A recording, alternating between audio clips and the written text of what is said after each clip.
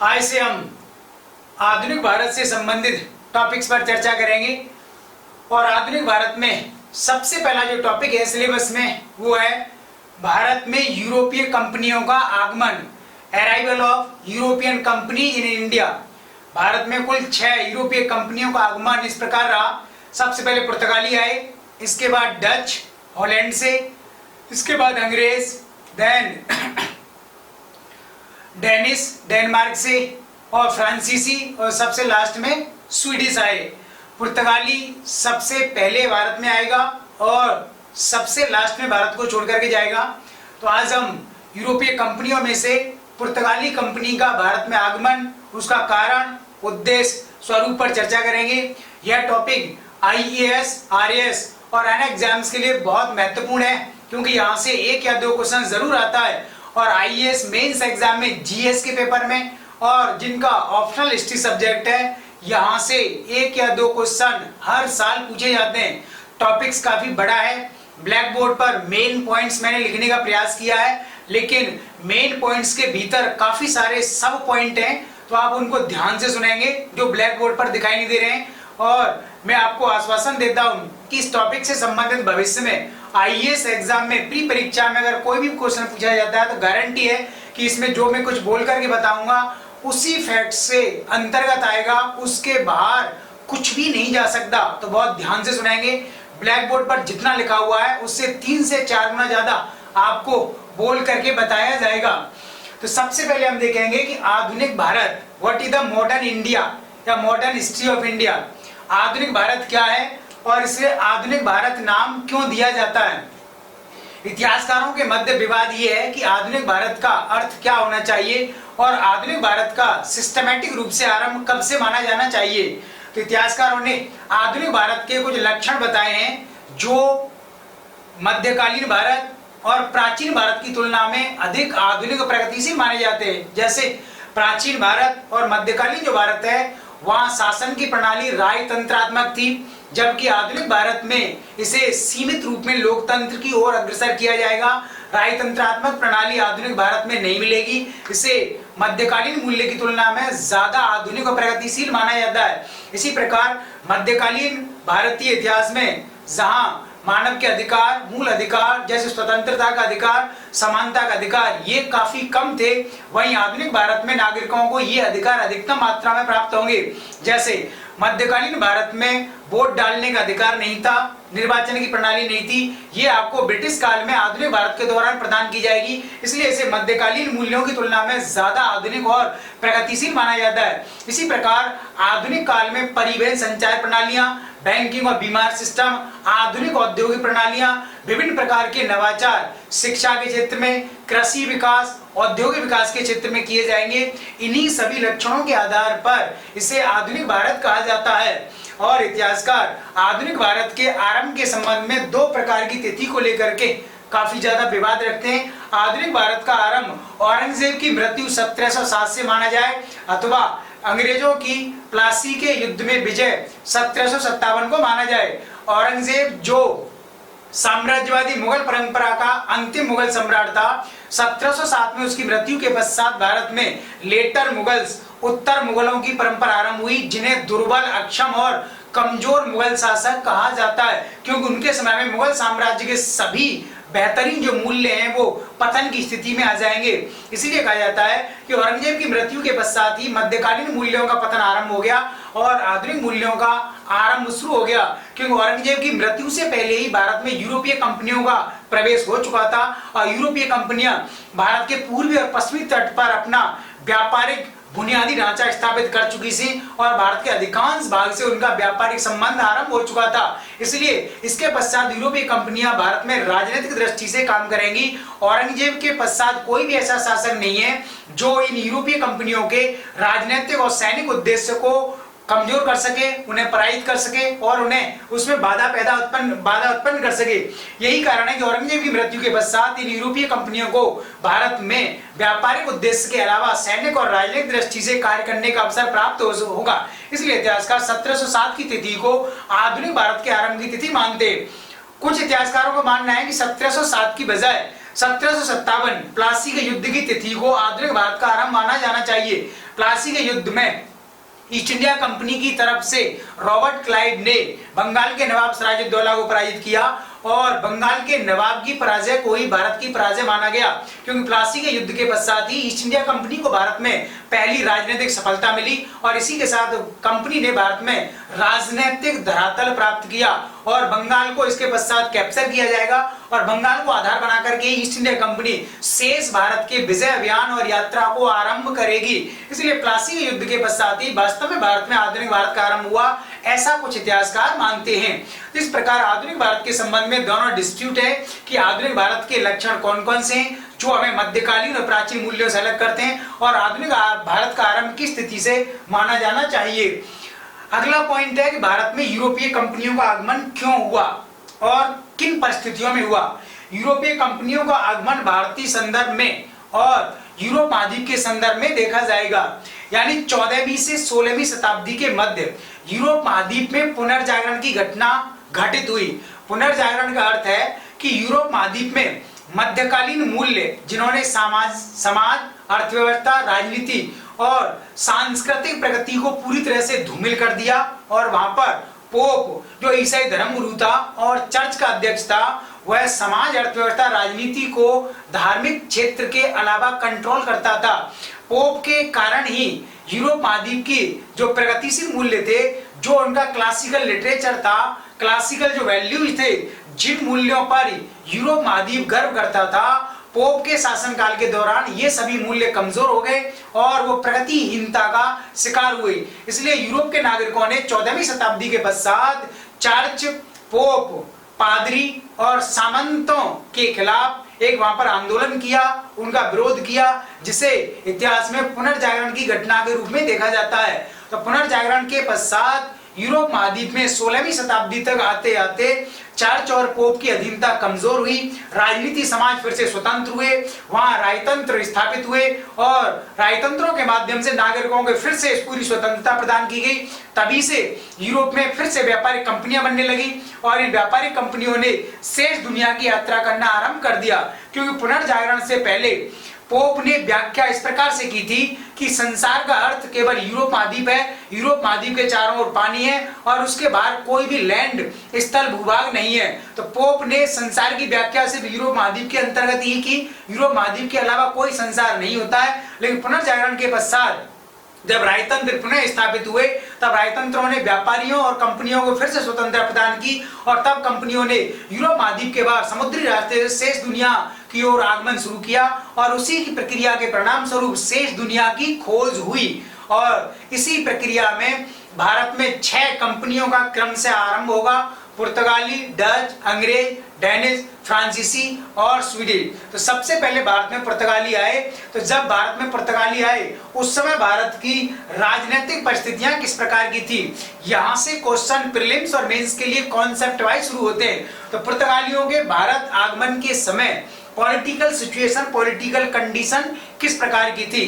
तो भारत में पुर्तगालियों के आगमन के समय दिल्ली सल्तनत थी, यानी सल्तनत का साम्राज्य था और इस समय लोधी वंश का साम्राज्य था। 1451 से लेकर के 1526 ईस्वी तक लोधी वंश का शासन था। लोधी वंश में कुल 3 सुल्तान हुए, बहलोल लोधी, फिर सिकंदर लोधी और इब्राहिम लोधी। तो अंतिम सुल्तान इब्राहिम लोधी थे जब पुर्तगालियों ने भारत के पूर्वी और पश्चिमी तट पर अपने व्यापारिक सेंटर्स या ट्रेडिंग सेंटर या व्यापारिक केंद्रों की स्थापना की थी और दिल्ली सल्तनत उस समय पतन की स्थिति में थी, यानी उत्तर भारत की राजनीतिक स्थिति दुर्बल थी, कमजोर थी, जिस समय पुर्तगाली व्यापारियों और पुर्तगाली वायसराय का भारत में आगमन हुआ। दूसरा, दक्षिण भारत की राजनीतिक स्थिति किस प्रकार की थी।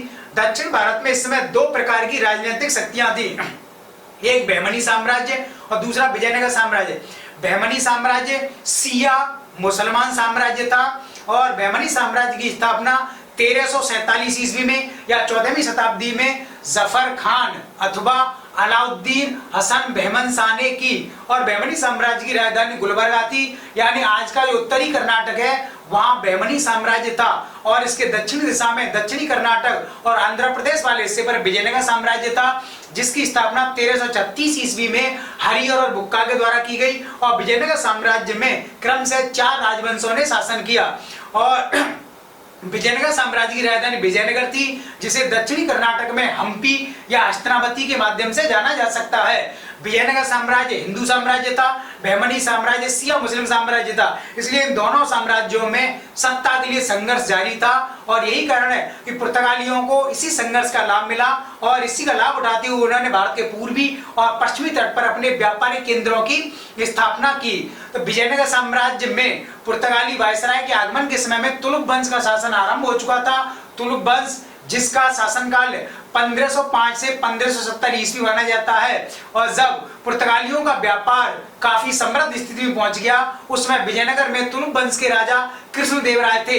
कृष्णदेवराय का समय है 1509 से 1529 और उसी समय बहमनी साम्राज्य पतन की स्थिति में पहुंच चुका था। लगातार विजयनगर साम्राज्य के साथ संघर्ष के कारण बहमनी साम्राज्य पतन की स्थिति में आ गया और वह अंतिम जो सुल्तान है कलीमुल्ला थे और बहमनी साम्राज्य का 1527 में पतन हो गया। उसके पश्चात यह छोटे छोटे 5 राज्यों में विभाजित हो गया। इसका अर्थ यह हुआ कि जब पुर्तगाली कंपनी का भारत में आगमन हुआ और पुर्तगाली कंपनी ने भारत में अपने व्यापारिक केंद्रों की स्थापना की, स्थानीय भारतीय राज्यों से उन्होंने संपर्क स्थापित किए। उस समय उत्तर भारत और दक्षिण भारत की राजनीतिक स्थिति मजबूत नहीं थी। यही कारण है शीघ्र ही पुर्तगाली भारत में अपना मजबूत व्यापारिक और राजनीतिक संगठन स्थापित करेंगे। तो ये एक इनिशियल सा इंट्रोडक्शन है जिसके बारे में आपको जानकारी पता होनी चाहिए कि आखिर यूरोपीय कंपनियों का भारत में आगमन क्यों हुआ। तो यूरोप महाद्वीप में पुनर्जागरण की घटना घटित हुई। पुनर्जागरण के पश्चात यूरोपीय कंपनियों को स्वतंत्रता आजादी मिली, फिर उन्होंने शेष दुनिया की यात्रा करना आरंभ कर दिया। और उस समय भारत की जो राजनीतिक परिस्थितियां थी वो भी काफी दुर्बल थी, इसलिए इन राजनीतिक परिस्थितियों ने इन यूरोपीय कंपनियों के अपनी ओर अट्रैक्ट किया और यूरोपीय कंपनियों को बहुत ही आसानी से भारत जैसे देश में प्रवेश मिल गया। इसके पश्चात हम पढ़ेंगे पुर्तगाली कंपनी। पुर्तगाली कंपनी क्या है, इसकी स्थापना क्यों हुई, इस कंपनी के उद्देश्य क्या थे और इस कंपनी ने भारत में आने का निश्चय क्यों किया। पुर्तगाली कंपनी का नाम है पुर्तगाली भाषा में एस्तादो दा इंडिया। एस्तादो दा इंडिया की स्थापना 1498 ईस्वी में हुई और पुर्तगाली कंपनी ने भारत और पूर्वी दुनिया के साथ व्यापार की संभावनाओं को तलाशने के लिए ही अपना विजय अभियान और व्यापारिक अभियान आरंभ किया। पुर्तगाल के राजा ने सबसे पहले पूर्वी देशों की यात्रा के लिए बार्थोलोम्यू डियाज को भेजा था और वह अटलांटिक महासागर होते हुए दक्षिण अफ्रीका के तट पर पहुंचा और दक्षिण अफ्रीका का जो दक्षिणतम बिंदु है वहां उत्तमासा अंतरीप या केप ऑफ गुड होप मार्ग था। वहां तक की यात्रा बार्थोलोम्यू डियाज ने 1486 के आसपास की, लेकिन समुद्री व्यवधानों के कारण बार्थोलोम्यू डियाज वापस चला गया और उसने पुर्तगाल के राजा को उस क्षेत्र के बारे में कुछ जानकारी प्रदान की। इसके पश्चात पुर्तगाल के राजा ने दूसरा जो यात्री है वास्को डी गामा, इसे भारत भेजा एक आर्मेडा सिस्टम के साथ। यानी वास्को डी गामा के साथ विभिन्न प्रकार के जहाज और काफी सारे यात्रियों और नेविगेटर्स को भेजा गया था। तो वास्को डी गामा ही वह सफल पहला यूरोपीय और पुर्तगाली यात्री है जो किसी देश की तलाश करेगा और उस देश के साथ व्यापारिक संबंधों की संभावना को आगे बढ़ाएगा। तो वास्को डी गामा के साथ ही पुर्तगाली कंपनी का भारत में आगमन हो रहा है और उस समय पुर्तगालियों के आगमन के 2 प्रमुख उद्देश्य रखे गए। पहला उद्देश्य यह था कि ईसाई धर्म का प्रचार किया जाए, कैथोलिक ईसाई धर्म का शेष दुनिया में प्रचार प्रसार किया जाए। और दूसरा, वास्को डी गामा के आने से पहले ही भारत के पूर्वी तट पर मालाबार तट यानी केरल के तट पर वेनिस, इटली के यात्री और मुस्लिम अरब जो व्यापारी हैं वो व्यापार करते थे और इनके व्यापार की जानकारी यूरोप महाद्वीप के कुछ देशों को थी। इसलिए वास्को डी गामा ने अपनी यात्रा के 2 प्रमुख उद्देश्य रखे। पहला, भारत के पूर्वी तट पर अरब मुस्लिम व्यापारियों और वेनिस इटली के ईसाई व्यापारियों को रिप्लेस करना और वहां पुर्तगाली व्यापार की संभावना को तलाशना और भविष्य में पुर्तगाली व्यापार के लिए आधार मजबूत करना। और दूसरा, कैथोलिक ईसाई धर्म का प्रचार प्रसार करना। इन्हीं दोनों उद्देश्यों के साथ पुर्तगाली कंपनी की ओर से और पुर्तगाल के राजा मैनुअल की ओर से वास्को डी गामा का भारत आगमन हुआ। वास्को डी गामा ने भी उसी समुद्री रास्तों को फॉलो किया जिस रास्ते से Bartholomew Dias Cape of Good Hope तक पहुंचा था। वास्को डी गामा ने केप ऑफ गुड होप से आगे की यात्रा तय की। पूर्वी अफ्रीका के तट से होते हुए वह अरब सागर में गुजरात के तट पर पहुंचा और गुजरात में अरब सागर के तट पर उसने अब्दुल मनीक नामक एक मुस्लिम मार्गदर्शक से सहायता ली और अब्दुल मनीक की सलाह मार्गदर्शन के अनुरूप ही वह अपने पूरे के पूरे काफिले या आर्मेडा सिस्टम के साथ भारत के मालाबार तट पर, केरल के तट पर पहुंचा और वहां कालीकट पहुंचा। कालीकट का मलयाली भाषा में नाम है कोझिकोड। कोझिकोड को ही कालीकट कहा जाता है। वहां एक हिंदू शासक का शासन था जिसकी उपाधि थी जमोरिन। तो जमोरिन उपाधि थी हिंदू राजा की और पुर्तगालियों ने उसको जमोरिन कहा। वास्तव में मलयाली भाषा में इसको समुद्री या समुद्रथ्री कहा जाता था, यानी ऐसा राजा जिसका समुद्री क्षेत्र पर अधिकार हो उसे समुद्री या समुद्रथ्री कहा जाता था। पुर्तगालियों ने इसको समोदिन या आगे जाकर के जमोरिन कहा। तो जमोरिन इसकी उपाधि थी, ध्यान रखेंगे। वास्को डी गामा की इसी शासक से पहली बार मुलाकात हुई और चूंकि वास्को डी गामा ने पुर्तगाली भाषा में बात की और पहले से ही इस हिंदू शासक के मंत्रिमंडल में सलाहकारों में काफी सारे अरब मुस्लिम व्यापारी थे और विभिन्न प्रकार के वेनिस यानी इटली से आए हुए ईसाई व्यापारी भी वहां पर राज्य करते थे। तो वास्को डी गामा ने जो कुछ भी कन्वर्सेशन किया, वार्तालाप किया, उसे अरब व्यापारियों ने और वेनिस इटली के यात्रियों ने ट्रांसलेट करके राजा जमोरिन को बताया। तब राजा जमोरिन ने वास्को डी गामा के साथ मुलाकात की और वास्को डी गामा का वेलकम स्वागत किया। वास्को डी गामा ने सोने चांदी के बदले में कालीकट से काली मिर्च खरीदी। काली मिर्च, ब्लैक पेपर, जिसे आगे जाकर के यवन प्रिया कहा जाएगा। तो काली मिर्च को वास्को डी गामा अपने साथ यहां से ले गया और उसे आगे जाकर के उसने यूरोप महाद्वीप में 60 गुना ज्यादा कीमत पर बेचा। काली मिर्च का प्रयोग यूरोप महाद्वीप में मांस और अन्य प्रकार के सेवन में किया जाता था। मीट, मांस जिस पर काली मिर्च डालने से उसका ड्यूरेशन बढ़ जाता था, वह जल्दी से खराब नहीं होता था और इसलिए बहुत जल्दी से यूनान और अन्य देशों में यह यवन प्रिया के नाम से प्रसिद्ध हुआ। वास्को डी गामा की यात्रा को काफी सफल माना जाता है क्योंकि वास्को डी गामा ने भी पुर्तगाल के राजा को पूरी इंफॉर्मेशन प्रदान की कि भारत में व्यापार की संभावना काफी अधिक है। इसके पश्चात पुर्तगाल के राजा ने दूसरा यात्री भेजा, पेड्रो अल्ब्रेज कैब्राल। 1500 ईस्वी में कैब्राल जब भारत आया तब दोबारा से इसने कालीकट के राजा के साथ मुलाकात की, लेकिन इसके पश्चात राजा के जो मुस्लिम अरब व्यापारी सलाहकार थे उन्होंने इस मुलाकात को असंतोषजनक माना क्योंकि उन्होंने महसूस किया कि अगर पुर्तगाली भारत से व्यापार करेंगे तब अरब व्यापारियों का व्यापार और वेनिस के यात्रियों का व्यापार इससे प्रभावित हो सकता है। इसलिए उन्होंने कैब्राल की यात्रा में और वार्तालाप में काफी सारे व्यवधान पैदा किए। ऐसा उन्होंने वास्को डी गामा के समय भी किया था, किंतु वास्को डी गामा काफी चतुर चालक था, इसलिए वो काफी सफल रहा था। तो कैब्राल की यात्रा और वार्तालाप का विरोध किया गया, फिर भी कैब्राल जमोरिन को प्रसन्न करने में सफल हुआ और कैब्राल की यात्रा के पश्चात पुर्तगालियों ने केरल के कोच्चि या कोचीन में अपना पहरा दुर्ग स्थापित किया और उसे ही इनकी पहली व्यापारिक कोठी या ट्रेडिंग सेंटर्स माना जाता है। कैब्राल के जाने के पश्चात पुर्तगाली कंपनी एस्तादो दा इंडिया ने अब भारत में सिस्टमैटिक तरीके से कार्य करने का आरंभ किया। तब कंपनी ने अब वायसराय को भेजने का फैसला कर लिया था।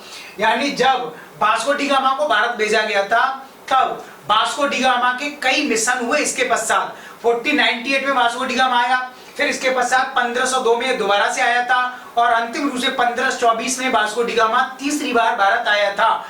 लेकिन वास्को डी गामा एक निजी व्यक्ति था, एक निजी इंडिविजुअल नेविगेटर था। एस्तादो दा इंडिया कंपनी अब भारत के साथ सिस्टमैटिक तरीके से व्यापार करना चाहती थी, इसलिए उसने इस कंपनी के अधीन विभिन्न प्रकार के वायसराय नियुक्त किए और वायसरायों को अब भारत भेजा जाना निश्चित किया गया। तो पहला वायसराय जो कंपनी की तरफ से भेजा गया हुआ है Francis de Almeida. Francis de Almeida का समय है 1505 से 1509 ईस्वी। फ्रांसिस डी अल्मीडा पुर्तगाली कंपनी का पहला वायसराय था जिसने पुर्तगाली कंपनी के अधीन भारत के साथ अपने व्यापारिक संबंधों को आगे बढ़ाया। फ्रांसिस डी अल्मीडा ने शीघ्र ही अरब सागर वाले क्षेत्र पर अपना अधिकार कर लिया और अरब सागर में समुद्र पर इसने अपने अधिकार को नीले पानी की नीति के रूप में व्यक्त हुआ। ब्लू वाटर पॉलिसी, इसका अर्थ यह था कि समुद्री क्षेत्र पर या अरब सागर में पुर्तगालियों का आधिपत्य और प्रभुत्व स्थापित हुआ तथा पुर्तगालियों की बिना अनुमति के अब इस क्षेत्र से व्यापार नहीं किया जा सकता था। जैसे ही अल्मीडा ने अरब सागर पर अपना प्रभुत्व बढ़ाना शुरू किया, अरब व्यापारियों और कालीकट कोझिकोड के जो शासक थे उन्होंने इस बात का विरोध किया और पुर्तगालियों को पराजित करने के लिए कालीकट के राजा ने उस समय मिस्र, तुर्की और गुजरात के मुस्लिम शासकों के साथ एक संगठन बनाया और अल्मीडा के साथ युद्ध किया। अल्मीडा ने इस गुट को पराजित किया और दमन द्वीप पर कब्जा कर लिया तथा अधिकांश क्षेत्रों पर अपना कब्जा किया। तो ध्यान रखेंगे, अल्मीडा ने कालीकट, मिस्र, तुर्की और गुजरात के मुस्लिम शासकों के संगठन को पराजित किया और इनकी पराजय के साथ ही अल्मीडा ने 1509 ईस्वी तक अरब सागर पर पुर्तगाली प्रभुत्व को पूरी तरह से स्थापित कर दिया और इस प्रकार नीले पानी की नीति को इसने पूरी तरह से व्यावहारिक स्वरूप प्रदान किया। और इसके पश्चात अरब सागर में व्यापार करने के लिए कालीकट के राजा को और अन्य राजाओं को इनसे परमिशन लेनी होगी और परमिशन के बदले में भारी कर या चुंगी इनको चुकानी पड़ती थी। यानी जिस समय अल्मीडा ने अरब सागर पर अपना आधिपत्य स्थापित किया उस समय भारत की राजनीतिक शक्तियों को आशंका उत्पन्न हुई कि पुर्तगाली व्यापारिक कंपनी है लेकिन ये राजनीतिक उद्देश्य से कार्य कर रही है, किंतु उस समय भारत की जो राजनीतिक शक्तियां थी वो विखंडित अवस्था में थी और उन्होंने उस समय मजबूत संगठन नहीं बनाया, इसलिए पुर्तगालियों को भारत में अपने पैर जमाने में काफी आसानी हुई और इसके पश्चात भारत का जो राजनीतिक परिदृश्य है वो पुर्तगालियों के आक्रमण से बच नहीं सकेगा और पुर्तगाली व्यापारिक कंपनी के साथ साथ शीघ्र ही राजनीतिक और सैन्य दृष्टि से भारत के अधिकांश क्षेत्रों में स्थापित हो जाएंगे। फ्रांसिस डी अल्मीडा के पश्चात पुर्तगाली कंपनी ने अपना दूसरा गवर्नर जनरल भेजा, अल्फांसो दा अल्बुकर्क, यानी अल्फांसो दा अल्बुकर्क दूसरा पुर्तगाली वायसराय या गवर्नर था जिसे पुर्तगाली कंपनी के अधीन भारत भेजा गया था। इसके संबंध में कुछ महत्वपूर्ण इंफॉर्मेशन है जिसे आप बहुत ध्यान से सुनेंगे। पहला, अल्फांसो दा अल्बुकर्क का समय 1509 से 1529 माना जाता है, यानी अल्बुकर्क उस समय विजयनगर के राजा कृष्णदेवराय का समकालीन है और बहमनी जो साम्राज्य है उसमें कलीमुल्ला का समकालीन माना जाता है और अल्बुकर्क को ही भारत में पुर्तगाली साम्राज्य का वास्तविक संस्थापक माना जाता है। क्यों माना जाता है? क्योंकि अल्बुकर्क ने ही पुर्तगाली कंपनी का भारत के पूर्वी और पश्चिमी तट पर विस्तार किया, यानी दक्षिण पूर्वी एशिया देशों के साथ व्यापार करने के लिए अल्बुकर्क ने नेगापट्टिनम क्षेत्र को जीता और नेगापट्टिनम क्षेत्र में बंदरगाह स्थापित किया ताकि दक्षिण पूर्वी एशियाई राष्ट्रों के साथ व्यापार वाणिज्य किया जा सके और मलक्का तक इसने व्यापारिक संभावनाओं को आगे बढ़ाया। इसी प्रकार इसने पश्चिमी एशिया और यूरोप महाद्वीप तक व्यापारिक संबंधों के संचालन के लिए फारस की खाड़ी में हार्मुज या ओरमुज बंदरगाह की स्थापना की और वहां से पुर्तगाली व्यापार को काफी अधिक मात्रा में इसने बढ़ाया। इसके अलावा अल्बुकर्क ने भारत में पुर्तगालियों की संख्या बढ़ाने के लिए पुर्तगाली व्यक्तियों को भारतीय महिलाओं से विवाह करने के लिए प्रेरित किया और भारतीय महिलाओं ने विवाह करने के पश्चात उनका भारत के पूर्वी और पश्चिमी तट पर एक स्थायी निवास स्थान बना और इसी के साथ भारत में पुर्तगालियों का स्थायी जनाधार आरंभ हुआ। अल्बुकर्क ने ही पुर्तगाली प्रशासन की नींव भारत में स्थापित की, इसलिए इसे पुर्तगाली साम्राज्य का भारत में वास्तविक संस्थापक माना जाता है। अल्बुकर्क ने उस समय बीजापुर के शासक यूसुफ आदिल शाह से गोवा बंदरगाह को छीना और यही गोवा बंदरगाह आगे जाकर के नीनू दा कुन्ना के समय में 1530 में भारत में पुर्तगाली साम्राज्य की राजधानी बनेगा। जब तक गोवा भारत में पुर्तगाली साम्राज्य की राजधानी नहीं बन जाता उस समय तक 1530 ईस्वी तक कोच्चि या कोचीन भारत में पुर्तगाली साम्राज्य और व्यापारिक क्षेत्रों की राजधानी रहा। अल्बुकर्क ने ही कोच्चि को भारत में पुर्तगाली साम्राज्य का मुख्यालय बनाया, हेडक्वार्टर बनाया। यहीं से समस्त प्रकार की प्रशासनिक और व्यापारिक गतिविधियों का संचालन किया जाता था। इसके पश्चात नीनू दा कुन्हा को अगला पुर्तगाली वायसराय या गवर्नर बनाकर भेजा गया 1529 से 1538 के बीच में। इसने गोवा को भारत में पुर्तगाली साम्राज्य की राजधानी बनाया और इसी के साथ कोचीन या कोच्चि का महत्व घट गया। इसके पश्चात विभिन्न प्रकार के पुर्तगाली वायसरायों को भारत भेजा जाएगा। इनके साथ कैथोलिक ईसाई मिशनरी भारत आएंगे और सेंट फ्रांसिस जेवियर का आगमन 1542 से 1540 के बीच में होगा और उन्हीं के साथ भारत में अधिकांश क्षेत्रों में चर्च बनाए जाएंगे गोथिक स्टाइल में, गोथिक आर्किटेक्चर में। इस प्रकार भारत में पुर्तगालियों का आगमन इस तरीके से बढ़ता गया। पुर्तगालियों ने भारत में कहां-कहां अपने ट्रेडिंग सेंटर्स बनाए, व्यापारिक केंद्रों की स्थापना की, इसे हम भारत के मानचित्र पर समझ सकते हैं। इसमें काफी इंपॉर्टेंट इंफॉर्मेशन है जिसे आप बहुत ध्यान से सुनेंगे। प्रारंभिक परीक्षा के लिए काफी बेसिक फैक्ट्स इसमें शामिल हो रखा है। पुर्तगालियों ने सबसे पहले 1503 ईस्वी में केरल के कोच्चि या कोच्चिन में अपना दुर्ग स्थापित किया और अपना ट्रेडिंग सेंटर, व्यापारिक क्षेत्र यहां से उन्होंने अपना आरंभ किया। इसके पश्चात पुर्तगालियों ने पूर्वी तट पर अपना व्यापारिक एकाधिकार बढ़ाया और अल्फांसो द अल्बुकर्क के समय में दमनदीप वाले क्षेत्रों तक इन्होंने अपना प्रचार प्रसार किया। गोवा अल्बुकर्क ने 1510 ईस्वी में बीजापुर के शासक यूसुफ आदिल शाह से प्राप्त किया था और इसके पश्चात दादरा नगर हवेली, दमनदीप जैसे क्षेत्र भी इन पुर्तगालियों के अधीन आ गए। तो गोवा, दादरा नगर हवेली और दमनदीप, इसकी पूरी की पूरी कहानी अब यहाँ से शुरू होगी, तो बहुत ध्यान से आप इसको सुनेंगे। गोवा, दादरा नगर हवेली और दमनदीप पुर्तगालियों ने अपने व्यापारिक केंद्र या अपने उपनिवेश यहाँ पर स्थापित किए। पुर्तगालियों के आगमन से पहले यहाँ पर स्थानीय शासकों का शासन था जिन्हें पुर्तगालियों ने पराजित किया और पुर्तगालियों ने अब भारी मात्रा में तकनीक और वित्तीय संसाधनों का निवेश किया। शीघ्र ही ये तीनों पुर्तगाली उपनिवेश विकसित स्थिति में आ गए और यहाँ पर पुर्तगालियों ने अपना सर्वाधिक व्यापार किया और सर्वाधिक विकसित क्षेत्र यहीं पर थे। पुर्तगाली संस्कृति का जो सर्वाधिक विस्तार और विकास हुआ है वो इन्हीं तीनों क्षेत्रों में हुआ था। ये तीनों क्षेत्र पुर्तगाली संस्कृति के महत्वपूर्ण केंद्र माने जाते थे। 1947 जब भारत आजाद हुआ, अंग्रेजी सरकार भारत को छोड़कर चली गई, लेकिन पुर्तगाल ने भारत के इन तीनों व्यापारिक क्षेत्रों को छोड़ने से मना कर दिया, भारत को प्रदान नहीं किया। इसके पश्चात भारत ने पुर्तगाल पर काफी प्रेशर डाला और भारत ने इंटरनेशनल कोर्ट ऑफ जस्टिस में, अंतर्राष्ट्रीय न्यायालय में पुर्तगाल के खिलाफ केस कर दिया और पुर्तगाल ने वहां पर केस लड़ा। अंतर्राष्ट्रीय न्यायालय ने पुर्तगाल के खिलाफ डिसीजन दिया। इसके पश्चात पुर्तगाल ने 1954 में दादरा नगर हवेली को भारत को समर्पित कर दिया। तब भारत ने दादरा नगर हवेली को केंद्र शासित प्रदेश बना दिया, किंतु दमनदीप और गोवा को पुर्तगाल ने भारत को सरेंडर करने से, समर्पित करने से मना कर दिया और पुर्तगाल ने स्वयं भारत के खिलाफ अंतर्राष्ट्रीय न्यायालय में केस कर दिया कि यहाँ पर पुर्तगालियों का पूरा निवेश हो रखा है, पुर्तगाली संस्कृति है और पुर्तगालियों का सबसे बड़ा बुनियादी ढांचे का विकास यहीं पर हुआ है, इसलिए इन क्षेत्रों पर पुर्तगाल का अधिकार होना चाहिए, पुर्तगाल को यहाँ से हटाया नहीं जा सकता। किंतु अंतर्राष्ट्रीय न्यायालय ने पुर्तगाल के खिलाफ फिर से डिसीजन दिया, इसके बावजूद भी पुर्तगाल यहाँ से नहीं हटा। तब भारत ने ऑपरेशन विजय आरंभ किया। ऑपरेशन विजय ये प्री परीक्षा में पूछा जा चुका है, इस एग्जाम में। तो भारत ने ऑपरेशन विजय आरंभ किया और इस ऑपरेशन के अंतर्गत भारत ने अपनी सेना और पुलिस को एंटर करा दिया गोवा और दमनदीप क्षेत्र में। तब पुर्तगाल ने सरेंडर कर दिया। इस प्रकार 1961 में गोवा और दमनदीप पुर्तगाल के द्वारा भारत को प्रदान किया गया। तब भारत ने इन दोनों को केंद्र शासित प्रदेश में शामिल किया।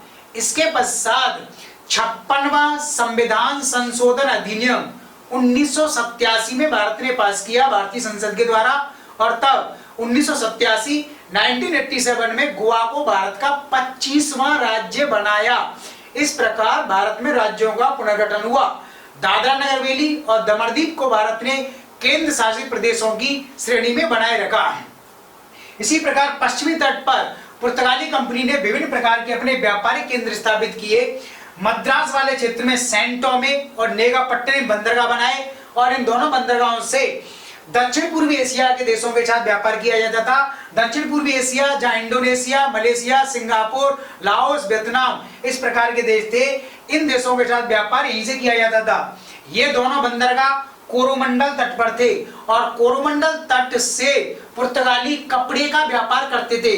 यानी यहाँ से कपड़ा खरीदा जाता था, वस्त्र खरीदा जाता था और इन वस्त्रों का निर्यात दक्षिण पूर्वी एशिया देशों में और यूरोप महाद्वीप में यहाँ से किया जाता था। इसी प्रकार पुर्तगाली कंपनी ने आज का जो बांग्लादेश है या उस समय का बंगाल प्रांत में दो स्थानों पर अपने बंदरगाह व्यापारिक केंद्र बनाए, हुगली और चटगांव। यानी हुगली में जो व्यापारिक केंद्र बनाया गया था वो अकबर के समय में बनाया गया था और बाद में शाहजहां ने भी पुर्तगालियों के क्षेत्र में कुछ अनुमति प्रदान की थी, लेकिन पुर्तगालियों की बढ़ती हुई गतिविधियों को कंट्रोल करने के लिए शाहजहां ने और औरंगजेब ने इन पुर्तगालियों को यहाँ से रिप्लेस कर दिया था। चटगांव और सतगांव जो आजकल बांग्लादेश में, उस समय ये बंगाल क्षेत्र में थे। चटगांव और सतगांव में पुर्तगालियों के व्यापारिक सेंटर थे, इनके महत्वपूर्ण बंदरगाह थे। चटगांव बंदरगाह को पुर्तगाली महान बंदरगाह पोर्टे ग्रांडे कहते थे। ये क्वेश्चन आईएएस प्री परीक्षा में पूछा जा चुका है। कौन से बंदरगाह को पुर्तगाली महान बंदरगाह कहते थे? चटगांव। और दूसरा बंदरगाह था सतगांव बंदरगाह। तो ये पश्चिमी तट पर इनके व्यापारिक केंद्र थे।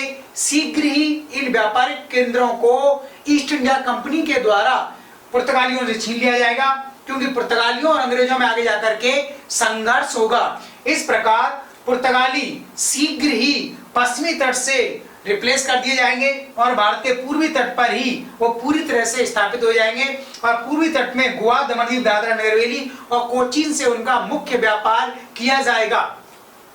पुर्तगालियों का भारत पर क्या प्रभाव रहा? यानी पुर्तगालियों का भारत पर प्रभाव विभिन्न पॉइंट्स के माध्यम से देखा जा सकता है। ये सभी पॉइंट्स भविष्य में आईएएस आरएएस एग्जाम में पूछे जाने वाले क्वेश्चंस के रूप में है, तो ध्यान से सुनेंगे आप। पुर्तगालियों के आगमन के साथ भारत में प्रिंटिंग प्रेस की शुरुआत हुई, इसलिए बार बार कहा जा रहा है कि यूरोपीय कंपनियों का आगमन भारत में आधुनिक लक्षणों का सूचक है, इसलिए इसे आधुनिक भारत का आरंभ माना जाना चाहिए। पुर्तगालियों के आने से पहले भारत में प्रिंटिंग प्रेस के बारे में कोई इंफॉर्मेशन नहीं थी। इन्हीं के साथ भारत में प्रिंटिंग प्रेस का आगमन हुआ।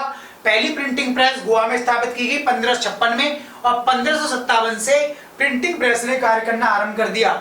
इस प्रिंटिंग प्रेस से पहली जो बुक छापी गई वो है ड्यूटना क्रिस्टा। आईएएस एग्जाम में पूछा जा चुका है।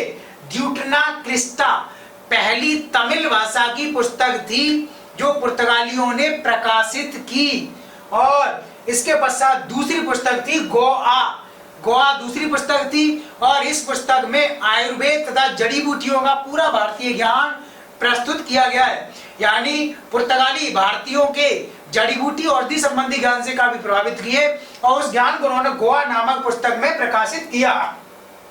तीसरा प्रभाव है गोथिक आर्किटेक्चर, गोथिक स्थापत्य कला। पुर्तगालियों के आगमन के साथ स्थापत्य कला के क्षेत्र में गोथिक शैली का आरंभ हुआ। गोथिक शब्द गोथ से बना है।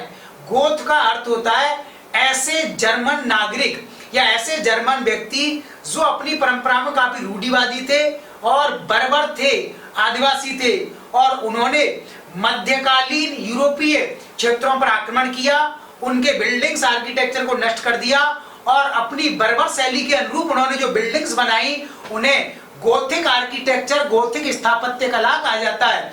गोथिक स्थापत्य कला का अर्थ होता है ऊंचे भव्य महल जिसमें पॉइंटेड आर्च हो, नुकीले आर्च जो नुकीले फॉर्म में होते हैं, जो शक्ति का प्रतीक माने जाते हैं, भव्यता जिनमें बहुत ज्यादा हो, अलंकरण इनमें बहुत ज्यादा हो, फ्लाइंग बट्रेस यानी उड़ते हुए यानी हवाई जहाज या परियों के रूप में जिनके मीनार्स निकले हों, तो ये गोथिक शैली की विशेषता है। इसी गोथिक पैटर्न पर भारत में सभी प्रकार के चर्च बनाए जाएंगे, स्कूल कॉलेज की स्थापना की जाएगी, महल बनाए जाएंगे, किले बनाए जाएंगे। तो ये गोथिक शैली पुर्तगालियों के साथ भारत में प्रवेश की और आगे जाकर के मुगल शासक इससे प्रभावित होंगे और भारत में बिल्डिंग आर्किटेक्चर पर इसका प्रभाव देखा जाएगा।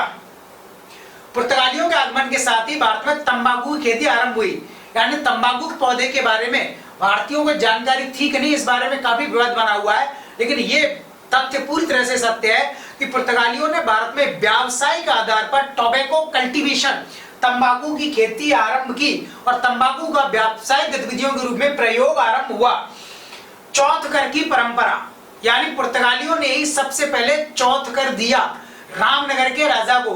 यानी रामनगर जो दक्षिण भारत में एक राज्य था, उस रामनगर के राजा से पुर्तगाली पराजित हो गए और उस रामनगर के राजा को इन्होंने पहली बार चौथ कर दिया। चौथ शब्द बना है चौथाई से, चौथाई 1/4, 100 का 1/4 भागे 25%। यही चौथ कर आगे जाकर के मराठा साम्राज्य के संस्थापक शिवाजी महाराज के द्वारा बड़े स्तर पर प्रचलित किया जाएगा। तो चौथ कर की परंपरा ये पुर्तगालियों के द्वारा आरंभ की गई। कार्ज आर्मेडा प्रणाली, ये क्या है, इस पर क्वेश्चन आ चुका है इस एग्जाम में। कार्ज शब्द पुर्तगाली भाषा का है, इसका अर्थ होता है लाइसेंस और परमिट। यानी जब पुर्तगाली कंपनी ने अपने पहले वायसराय फ्रांसिस डी अल्मीडा को भारत भेजा, तब फ्रांसिस डी अल्मीडा ने साम्राज्यवादी नीति अपनाई और शीघ्र ही उसने अरब सागर पर कब्जा कर लिया और नीले पानी की नीति आरंभ की। उसने यह नीति बनाई थी कि भारत में जो भी व्यापारी या राजा महाराजा अरब सागर से पानी के रास्ते से व्यापार करना चाहता है, उसे पुर्तगालियों से अनुमति लेनी पड़ेगी। तो कार्य क्या है, समुद्री क्षेत्र में व्यापार के लिए दिया जाने वाला अनुमति पत्र या लाइसेंस।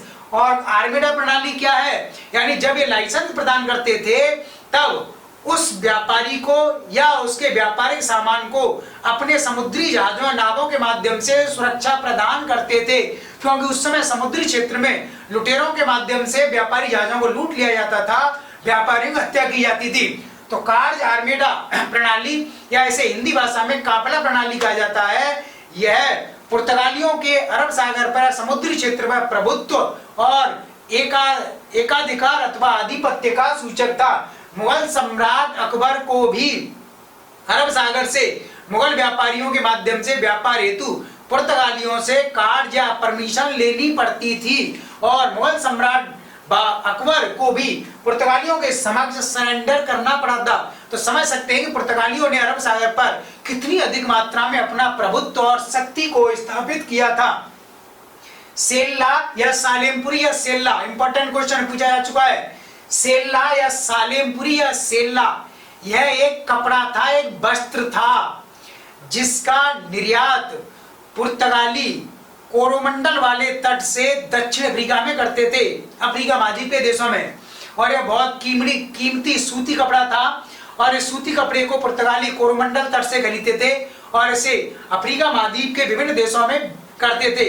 अफ्रीका महाद्वीप में जब इस कपड़े को ये बेचते थे तब उसके बदले में यह अफ्रीका महाद्वीप से गुलाम खरीदते थे, गुलाम, स्लेव, और उन गुलामों के माध्यम से ये अपने फैक्ट्री कारखानों में व्यापारिक क्षेत्रों में कार्य करवाते थे। इसलिए इस कपड़े को गुलामी का सूचक, दासता का सूचक कहा जाता है और अफ्रीका महाद्वीप में इसे अपमान का सूचक भी कहा जाता था। अगला है मोंसरेट और एक्वावीवा, फादर मोंसरेट और फादर एक्वावीवा। मुगल सम्राट अकबर ने जब अपनी धार्मिक नीति का आरंभ किया तब धार्मिक नीति के विकास क्रम में उसने 1575 ईस्वी में आगरा के पास फतेहपुर सीकरी में और मेरे गांव के पास उसने धर्म संसद या इबादत खाना बनवाया, यानी प्लेस ऑफ वर्शिप। उसी धर्म संसद में अथवा इबादत खाना में उसने भारत की समस्त धार्मिक संस्कृतियों का समन्वय किया और सभी धार्मिक संप्रदायों के धर्म गुरुओं के साथ डिस्कस किया।